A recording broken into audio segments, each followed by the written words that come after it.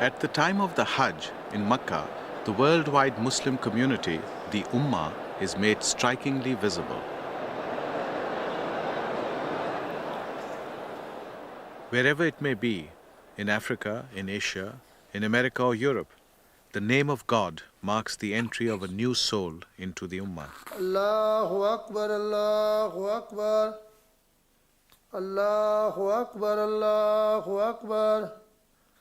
Ashhadu an la ilaha illallah, Ashhadu an la ilaha illallah, Ashhadu anna Muhammadur Rasulullah.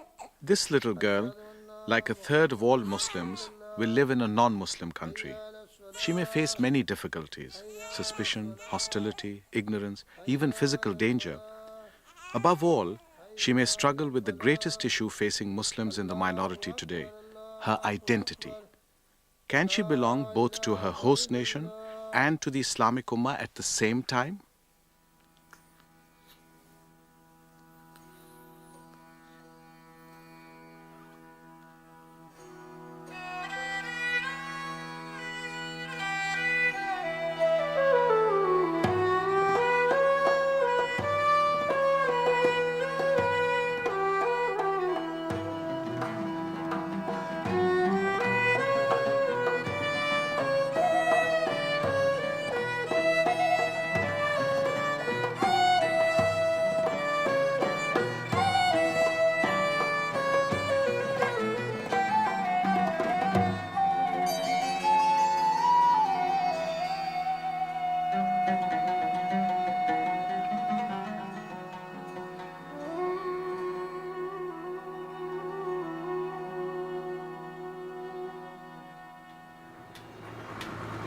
The Grand Trunk Road is the oldest road in India, running across the width of the subcontinent.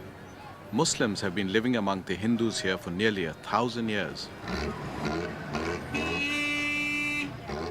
Yet today we hear claims that the only true Indian is a Hindu. The village of Gabana has long been home to people of both faiths. Any questions of identity should have been settled long ago.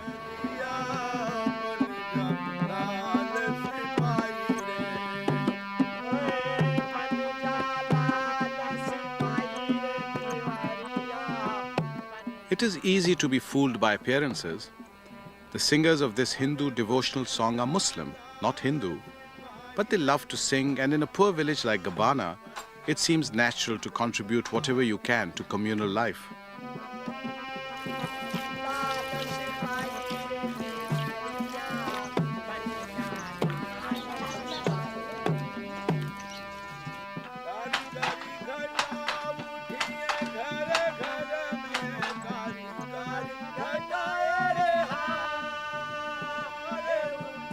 But though Gabana is poor, much religious building work is being done in the community.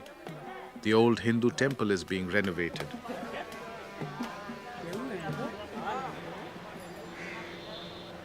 And in the part of the village that's the focus of religious activity, almost next door to the temple, a brand new mosque is beginning to take shape. In this village at least, nobody seems to think that belonging to a different religion makes a person a stranger, let alone an enemy.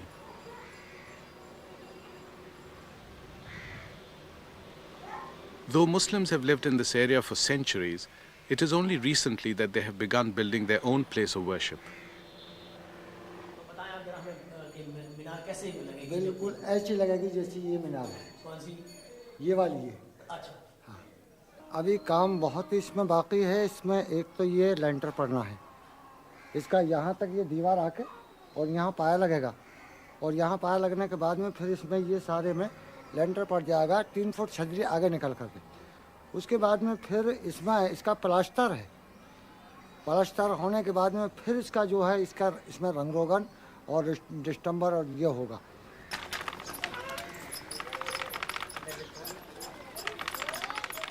Gabana seems a closed and self-sufficient world, taking little account of events elsewhere in the subcontinent. Not for them, the newly rising tensions between the religious communities. Here, people's lives are so closely interwoven that the need for tolerance is no less than a matter of daily survival, for both Muslims and Hindus. उनकी भेज हमारे मंदिर बनो रहे और उनकी भेजत बनी रहे सही सही मिल कह रहे हैं अपने मस्जिद बनाने का गांव वालों के सबके कोई एतराज़ नहीं था सबकी लगान थी क्योंकि जब यहाँ लोग आबाद हुए ये मुस्लिम लोग तो इनकी सबकी यही कि ये मस्जिद तामीर हो जाए ताकि हमारी नमाज़ पढ़ने के लिए जो है जगह एक बन जाए और मुकम्मल हो जाए हमें कहीं कोई परेशानी ना हो और जाने आने की कोई ज़रूरत ना पड़े कहीं ताकि हम यहीं अपनी नमाज अदा कर लिया करें.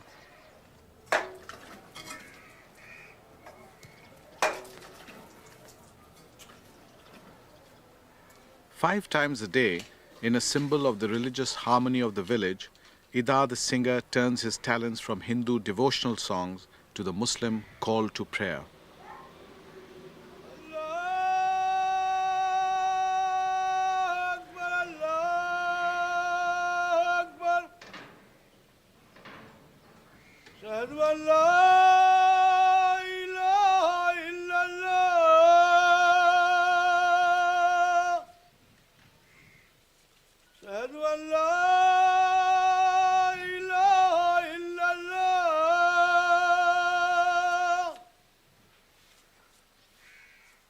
The Muslims of Gabbana appear to have confidence in their identity, no difficulty with being members both of the Ummah and of Indian society. They are divided from their countrymen only by details of belief. They eat much the same food, wear much the same clothes, sing much the same songs. How can an outsider tell which of these villagers are followers of Islam and which of the Hindu god Lord Ram?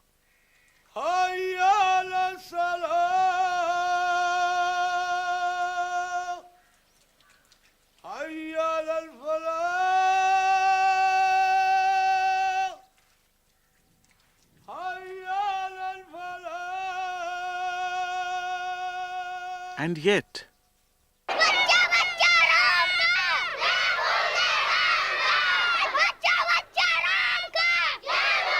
not 30 miles away, Hindu militancy is putting Gabbana's peaceful coexistence at risk.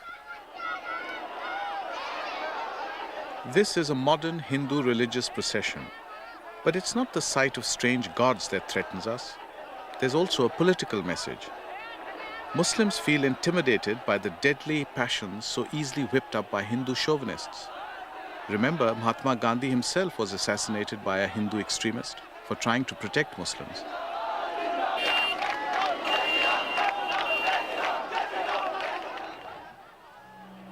This is Ayodhya. The mosque was built in the reign of the Mughal Emperor Babur on the site Hindus claim as the birthplace of Lord Ram. In 1992, Hindu extremists broke into the compound and destroyed the building in the course of a single day. The police looked on. Disturbances broke out over much of the country, exposing tensions simmering just below India's secular surface.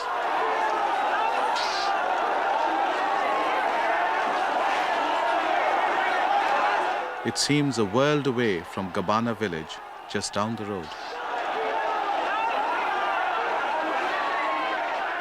Such strife is, I fear, nothing new. Communal violence is endemic to the subcontinent, particularly in the towns. In village India, conflicts of loyalty are an unwanted import. These distinctions are brought in from outside. They are not indigenous to the situation, right?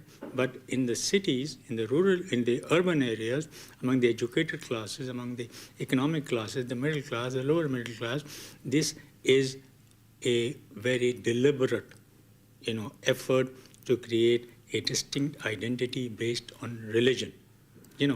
That creates the problems. Such problems came to a tragic head in 1947 at the time of partition of the subcontinent into Pakistan and India.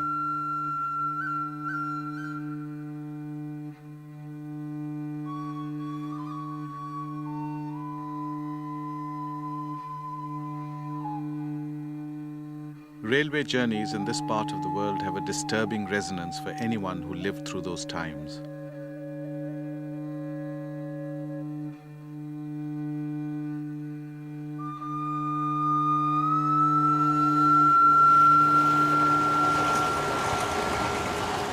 10 million people, Muslim and Hindu, left their homes. With terrible atrocities committed on all sides, as many as 1 million died. I was 4 years old and it nearly happened to me. My father had decided that along with so many other Muslims, we should move to Pakistan and booked us onto a train. But in buying food for the journey, we missed our connection and had to travel a day later. We arrived safely in Pakistan, but the train that we should have taken was stopped just short of the border. Not a single passenger survived. Such memories color the reaction of India's Muslims to the conflicts in Ayodhya and Kashmir. Ayodhya today, they say. Where next?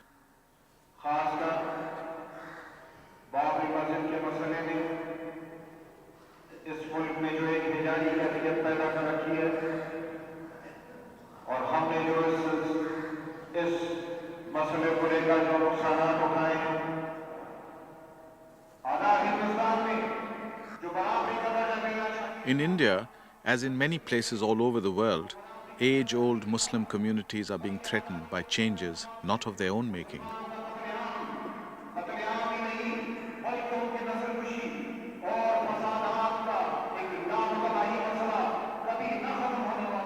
In spite of 1,000 years of shared history, some Hindus are now refusing to accept the Muslims' Indian identity. Many of those 100 million or more people are asking themselves, who are we and where else is there for us to go?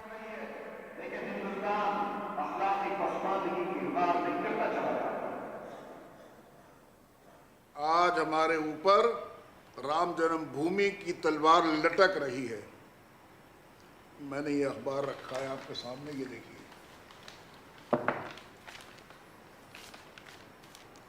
ये हिंदू परिषद के worker हाथों में नंगी तलवारें लिए यूं खड़े हुए हैं। ये देखिए, आप मुलाहिजा फरमाइए।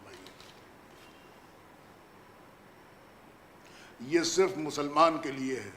अगर मैं भी जामे मस्जिद से ऐलान कर दूं कि ऐ मुसलमान, तू भी हथियार बंद हो जा, तू भी अपने घरों में फैक्ट्रीज कायम कर ले और तलवारें नंगी अपने हाथों में लेके खड़ा हो जा, क्या होगा फिर? ये एक तरफा मामला है। पुलिस इनको देख रही होगी, गवर्नमेंट को मालूम है। और ये देखिए, अखबारात में फोटो भी आ गए। हम निहत्ते और ये हिंदू परिषद, विश्व हिंदू परिषद, जो मुसलमान का इस वक्त खूनी दुश्मन है, खून का प्यासा है। If many Muslims feel alienated even in India with its common culture and shared heritage, what of other communities immersed in cultures of a very different kind? For hundreds of years, Muslims have been traveling, establishing themselves in new lands and among new peoples. I am sailing to the Isle of Lewis off the northwest coast of Scotland to meet a community of Muslims from Pakistan who have made a home for themselves among people with very different ways.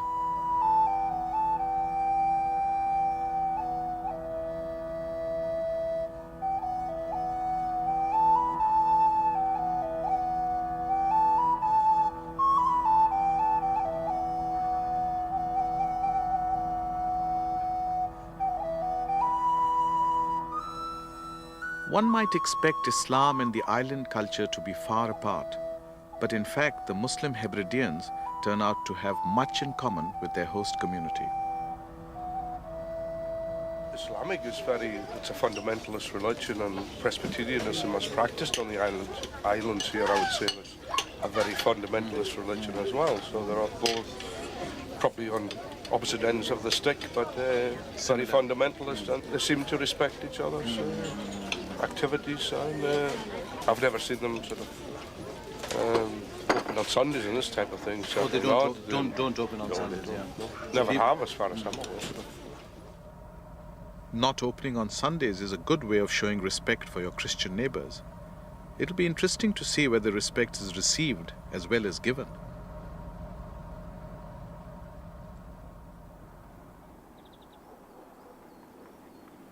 The main town of the island of Lewis is Stornoway.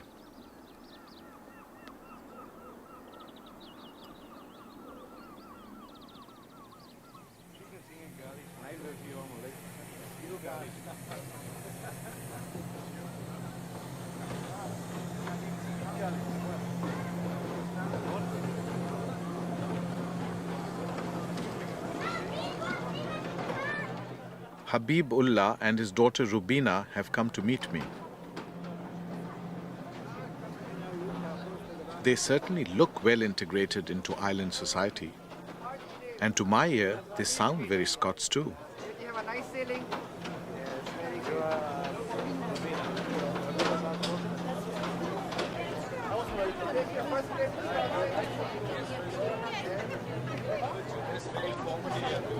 Well, it's all right. Yes.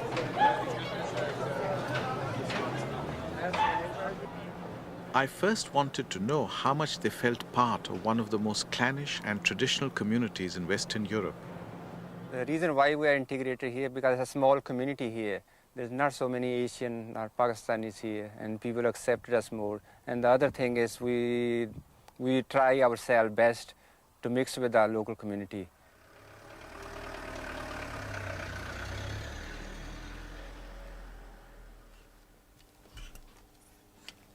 That's it.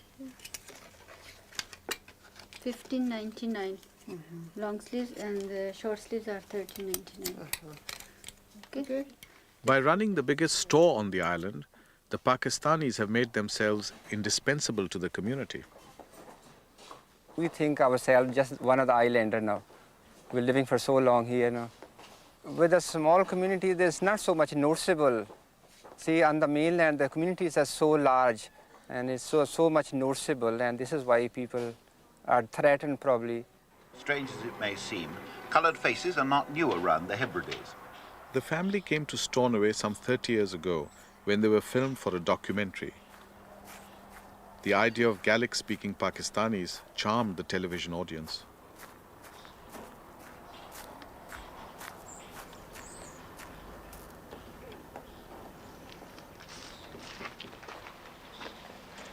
Hello. Hello. Very happy being you. When I came here first, I found it very, very strange. And for a while I was unsettled. I thought I would leave here. You know, I didn't like it to start with. But then I started working and selling stuff out in the country with my suitcase and all that. And I reasonably got on all right. So I was beginning to like. And then after about 3 years, I bought a shop in Stornoway. And from there, I progressed.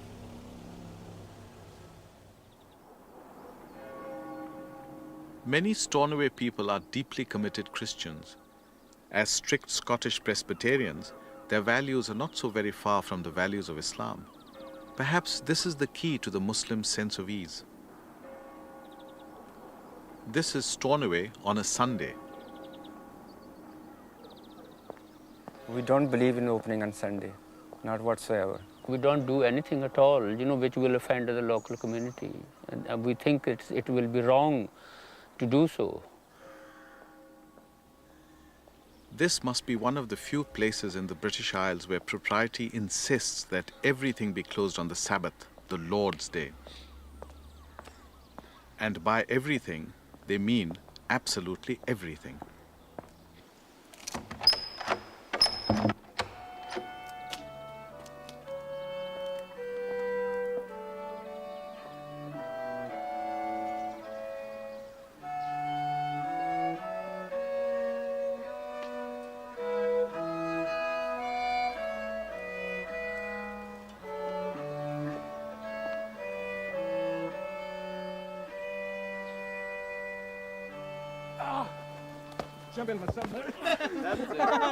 To ensure that no offense is given to Stornoway's Presbyterians, the Sunday football game is held well out of sight in the lee of the dunes.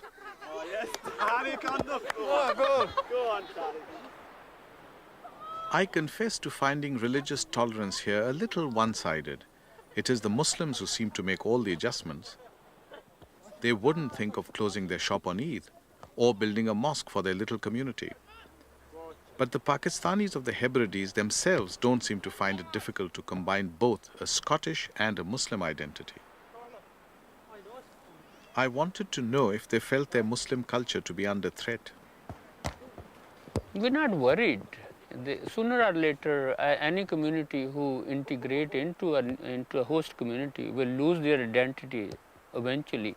And as you know, changes are always painful. We would feel very, very painful when change would come like this, even though I won't be here at that time. But I'm sure my children or their children or their children, when they integrate, they will feel, probably they will be very disappointed.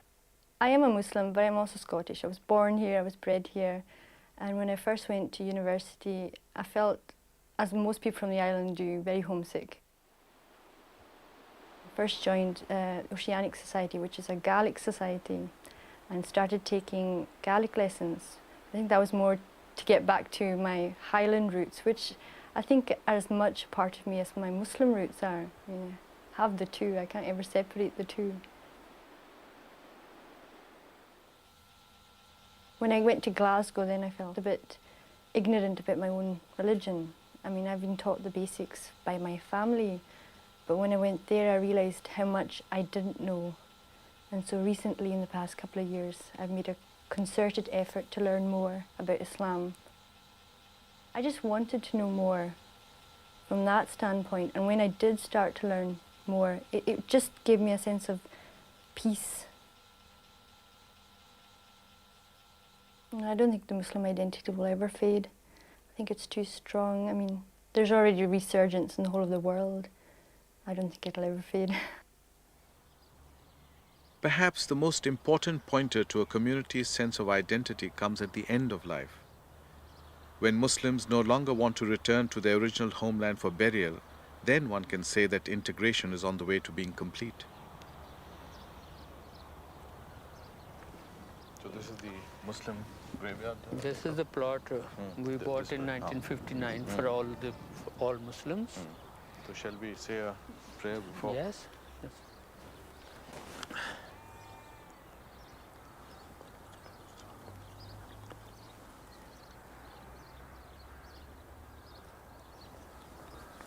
Who's buried here, Nisam?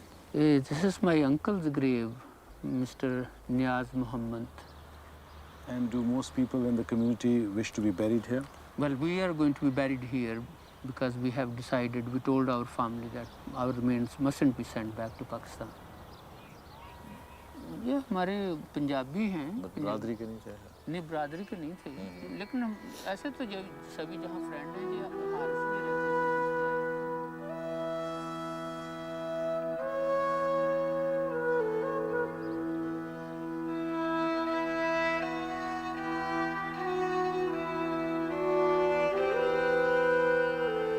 The layout of Stornoway Cemetery reflects the lives of the island's Pakistani community.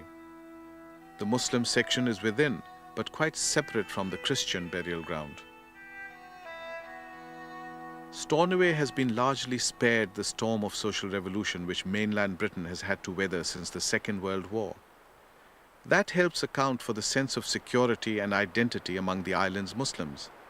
Things are very different in England.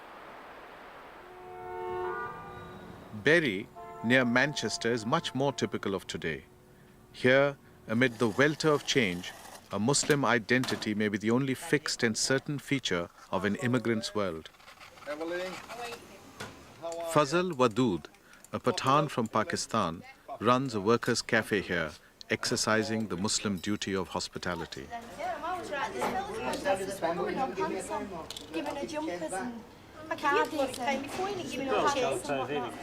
In fact, Fazal's name is very appropriate.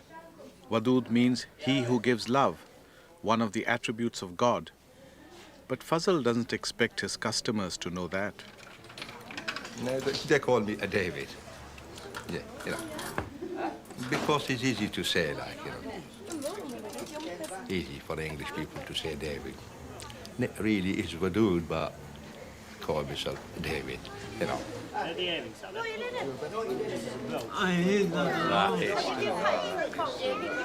For the disabled people, you will see that mentally disabled, they are all coming in here, are all welcome in here. And they're quite happy in here. I treat them nice. Some of them by social worker, they come to see me. How is my client? Is he all right? Yeah. They're happy in here.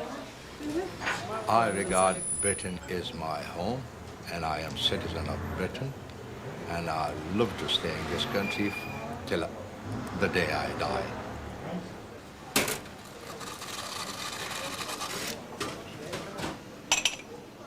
I never had any problem in racial attack or anything like that.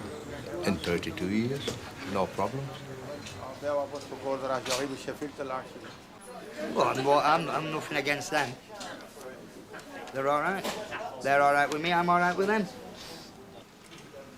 Fazal declares himself quite at home in Britain. But is he perhaps being over-optimistic? His wife and his daughters, they go upstairs, you know, like doing chips, but they never, ever come in here. You just see them at back, you might see them, you know, one in a key or something, and then if they do, his daughters put a veil over them, so we can't see them. I think it's vain, that. Putting them walking around with a veil on. I mean, I can't understand it. I mean, I look at it this way, if they're here, they should go our way. Do you know what I mean? Like, if we were over there, we'd have to go their way, wouldn't we? That young woman clearly does not know that when her people ruled our country, they not only lived as in Britain, but wanted to make Muslims live their way too. It seems to me that not a great deal has changed since then. He only closes it twice a year, and that's our Christmas, not his. He just goes praying and everybody else carries on working, like, you know. Older Muslims like Fazal Wadood are grateful to be here and try to fit in at all costs. The next generation, like Fazal's son who runs the amusement arcade above his father's cafe, are less prepared to shut their eyes to the difficulties and prejudices they face. Noor grew up in Britain. He has no other country. So when he finds that he is not accepted as British, his only recourse is to a Muslim, not a Pakistani identity. They don't like the Muslims somehow, you know. That's my point of view. I don't feel accepted because ever since we come to this country, we've had a lot of English people, you know, like calling us packies and, you know, things like this. And, you know, the English lads, we don't like mix with them, you know. So that's why they don't like us, and plus our religion as well. We're Muslims, so that puts them off, you know. We were let into this country, you know, to work. Really, our father came because we were, you know, we wanted a different style of life, but still to be Muslims. But when we've come to this country, like, I mean, years have gone by now, and, you know, with us being grown up, so we're beginning to sort of like mix with the English. Like my brother, for instance, going out with the English girls.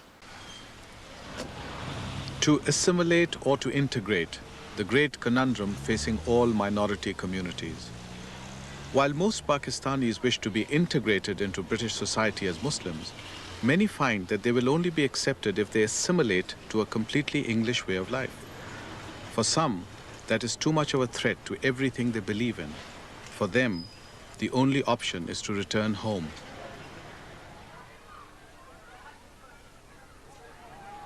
Two-thirds of Britain's Muslims have come from South Asia. Saleh Khana, in the northwest frontier province of Pakistan, has long links with Britain.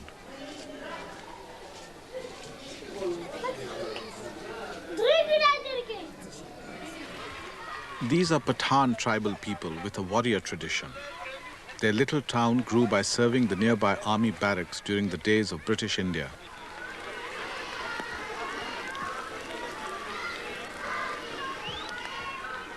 The graveyard at Saleh Khana is like a gazetteer of the world.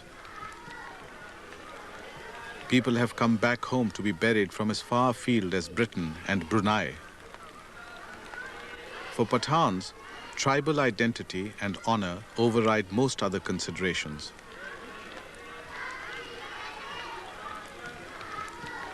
نو زه ذهني طور باندې درې څلور میاشتې تنګ خو چې څو تنخواګانې مې واخیستې نو راغوندې سیټسفاید شوم چې دا څه پونډونه خو مې وګټو لیکن هغې پونډونو باندې بیا ما قرآن شریف په ترجمه شروع کړو چې ټوله ورځ به زه جومات کې مې ځان ساتو کار به مې کوه بیا به راتللم خو چونکې هلته سوسایټي داسې ده چې سړی نشي بچېدلی نو ما بیا 14 مهینې بعد دا فیصله وکړه چې کنه زه بس دې ملک نور نه اوسم ځکه چې زه چې بیا ماشومان راولم نو ماشومان به دغه ماشومان به بیا چا ټوني نوم شي چا بل څه نوم شي سپی نومونه پکې دي که نه. That is my brother, this one. He's getting too old, like, and he's younger than me, but look to me, he's, you know... Looks worn out. Looks worn out, like, you know. Yeah, I'm glad to see him, like, you know, yeah. Look older, and he has no beard before. He's, you know, it's become a bit religious, more religious. He wasn't before like this. It's quite changed. It's quite changed. إنما تنذر من اتبع ذكر وخشي الرحمن بالغيب فبشره بمغفرة وأجر كريم إنا نحن نحيي الموت ونكتب ما قدموا وآثارهم وكل شيء أحصيناه في إمام مبين واضرب لهم مثلا أصحاب القرية إذ جاء المرسلون إذا أرسلنا إليهم سنين فكذبوهما فعززنا بثالث فقالوا إنا إليكم مرسلون بسم الله الرحمن الرحيم. This is Rahimul Wadud, Fazal's brother. The brothers have made their choices. Fazal's sons have no choice. They must find a way to be British. But in between, the middle generation has one foot in each country and each culture. Here's Fazal's son-in-law, Harun. The land over there, the graveyard over there, it's like a magnet. What will happen one day is when we are deceased, right, it will sort of pull us to that land, right, and that's where we will be buried. When it's rain, it's pouring down. Yeah. When it's not rain for 6 months or 9 months, and it stay dry, Yeah. but when it starts raining, it rains proper. It's a beautiful smell that comes out. Yeah. You know, when the sun actually hits the rain, it absorbs nice moisture and everything. It's really nice smell. A fine aroma of fresh leaves and just natural soil. I miss that, to tell you the truth.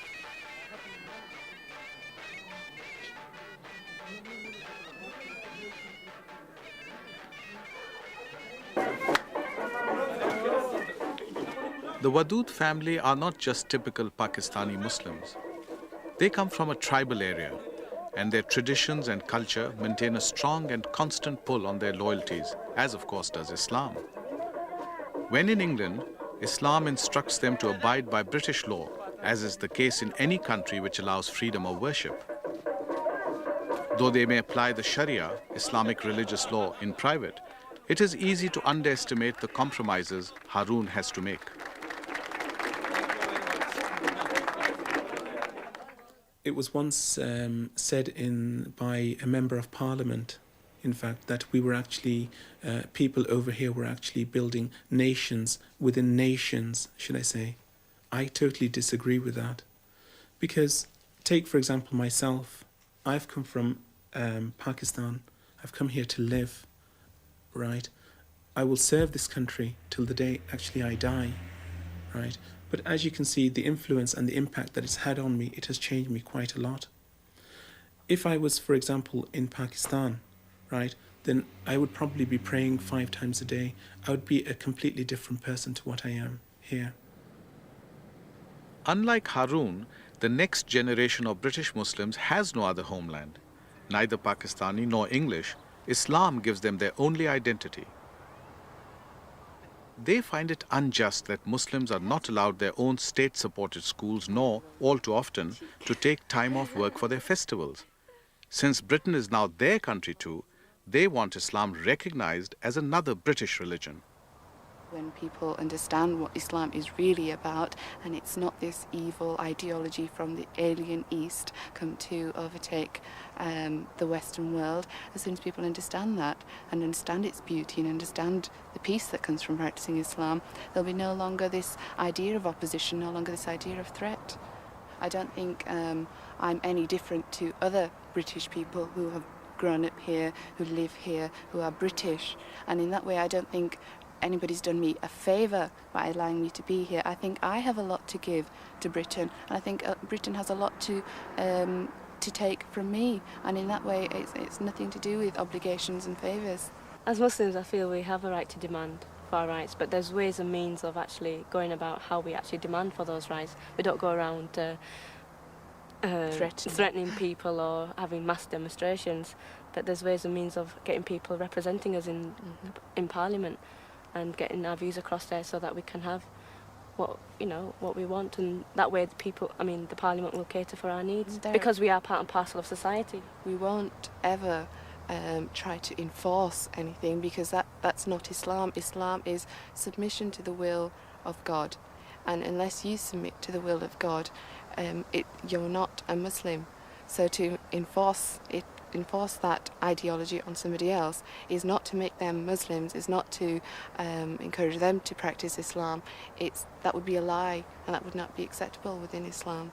But in Islam, there's no basis for nationalism.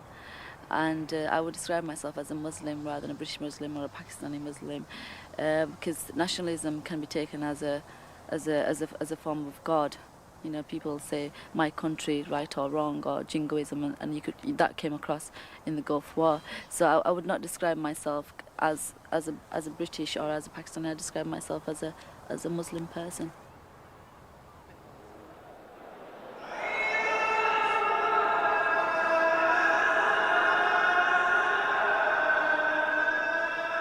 True Islam indeed allows for no separate national identities. But perhaps now, for the only time in their lives, these pilgrims to Makkah will not be divided by class, race, or nationality.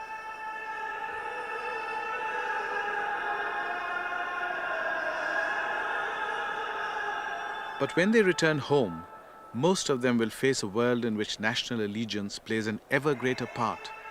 In India, some question whether Muslims can ever be loyal to the state. In England, there are those who judge Muslims by their support for the national cricket team. Yet others will return to countries where, until recently, they were not permitted to express their Muslim identity at all.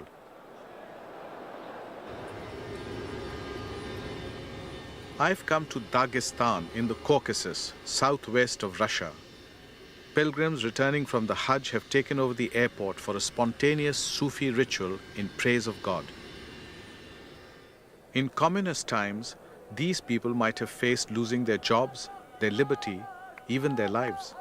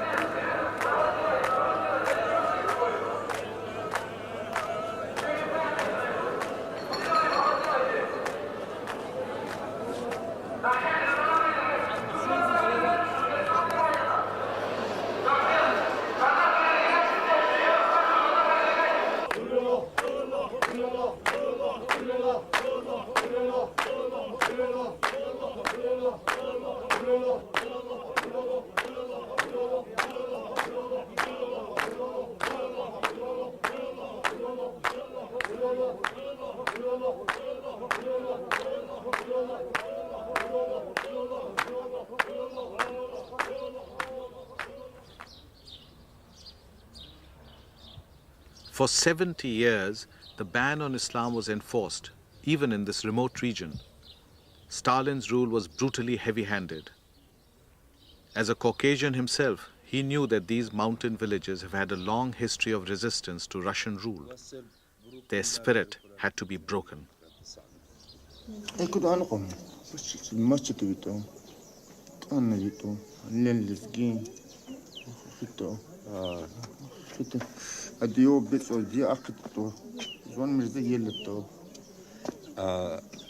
said, can you imagine I not to be sad if my father is invalid, if my relatives dead, and if I came to a different place, to people with different language, different nations, and if I had to survive here.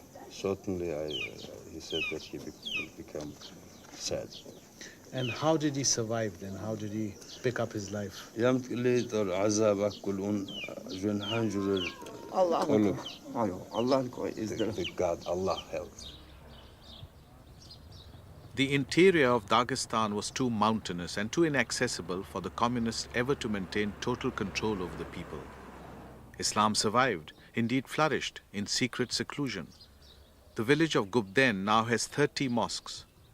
Even during the Brezhnev years, many of the houses were given Arabic inscriptions. With the coming of the Gorbachev era, Dagestan's Muslim leadership at last felt able to reassert their religious values and to protest at their treatment. Целиком, как во всей стране, по Союзу считать, и как в Дагестане тоже, они целое поколение испортили. И именно начиная с моего селения были особенно ученые-арабисты, за кем шел народ, были расстреляны. Значит, осталось остальное масса людей, которые, неграмотная масса, которые, возможно было, они повели за собой. И изменили то устой жизни, то культуру, все это было уничтожено, и целая эпоха пошли мы назад. 1,000 miles east, in Central Asia, reasserting an Islamic identity has been an even less peaceful process. At the end of 1992, the newly independent Republic of Tajikistan exploded into civil war between the Democratic Islamic Alliance and former Communist President Nabiev, seen here. Trouble had begun that summer.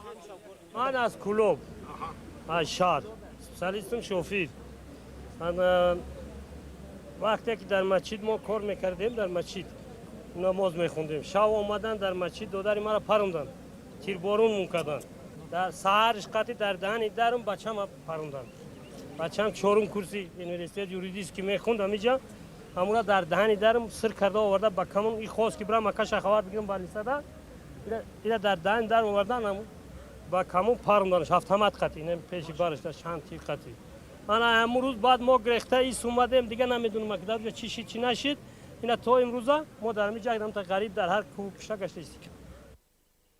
Far from being fundamentalists on the march, the Tajik religious authorities were quite clear that first they were aiming for a democratic state and only eventually an Islamic constitution.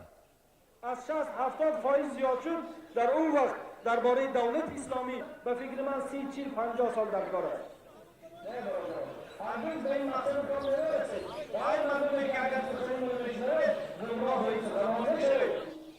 یک عمر حکومت به خدمت کرد، حزب کمونیست به خدمت کرد، فرمان کمیتی به خطری اجرا کرده آمدگی انسان است. یک عمر خود فسادکاری کرد میگیرد. بنابراین برادران اهل اسلام هدف ما در سال آینده 5 سال پس دولت اسلامی کردن نیست. اینم با توسط تلویزیون اگر سخنی من رود برای شخصانی که از دولت اسلامی میترسن همین گفتنی هستم که ما نمیخواهیم باز زوری باز تکیه به قانون حکم خدا را در مملکت جاری کنیم. از 60-70% زیاد شد در اون وقت درباره دولت اسلامی جامعه اسلامی گپ زدن ممکن است. لکن تا این روز رسیدن به فکر من 30-40-50 سال در کار است. My own impression is that the people of Central Asia do not want yet another political upheaval, but to be allowed to restore their suppressed traditions, reassert their forbidden culture, and resurrect their almost but not quite forgotten faith. So great is the need to renew religious expression that the notices condemning tomb worship as un-Islamic are mostly ignored.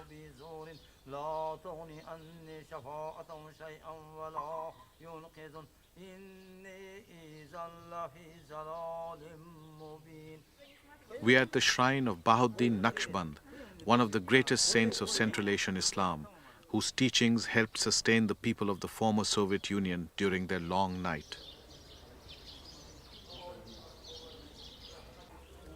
Now the Muslims of Central Asia are slowly, tentatively, and rather movingly rediscovering their cultural and spiritual inheritance. It is a pious duty to prepare food for pilgrims to the shrine.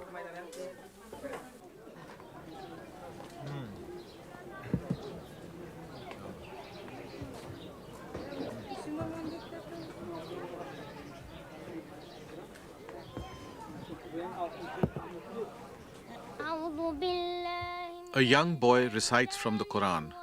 I was astonished. How had the Muslim identity been preserved through 70 years of communist atheism?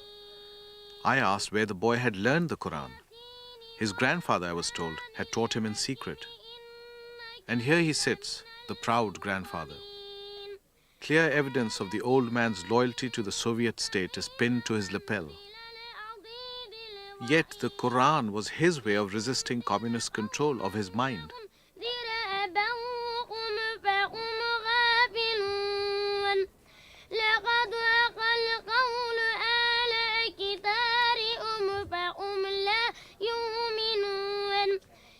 This is the memory I will always keep of Central Asia.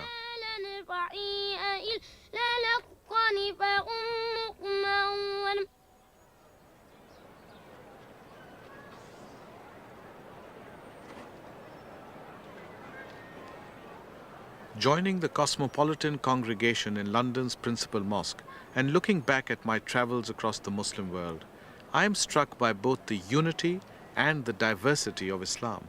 One God, one book, one prophet unite very different peoples. What I'm trying to say is that Islam in all of these communities should develop an indigenous tradition.